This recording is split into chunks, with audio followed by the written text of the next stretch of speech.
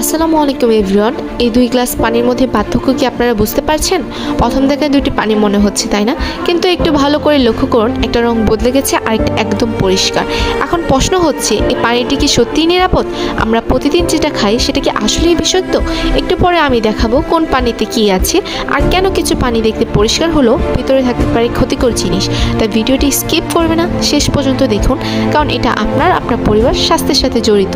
এখানে যে গ্লাসটিতে পানি দেখতে পাচ্ছেন, এটি আমার বাসা থেকে নিয়ে গেছিলাম ফিল্টারের দোকানে পরীক্ষা করার জন্য। পরীক্ষা করার পর দেখতে পাচ্ছেন পানির গ্লাসের উপরে যে সবুজ ময়লাগুলো দেখা যাচ্ছে, এগুলো আসলে শ্যাওলা, আয়রন, মাটি আর পানিতে থাকা অদৃশ্য জীবাণু।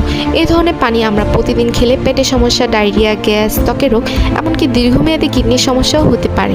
সবচেয়ে ভয়ঙ্কর বিষয় হলো, অনেক সময় পানি দেখতে একদম পরিষ্কার হলেও ভিতরে ক্ষতিকারক ব্যাকটেরিয়া আর কেমিক্যাল লুকিয়ে থাকে।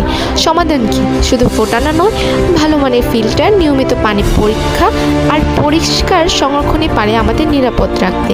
মনে রাখবেন, বিশুদ্ধ পানি বিলাসিতা নয়, এটি আমাদের বেঁচে থাকার প্রয়োজন। ভিডিওটি ভালো লাগলে লাইক, কমেন্ট, শেয়ার দিয়ে পাশে থাকবেন। ধন্যবাদ।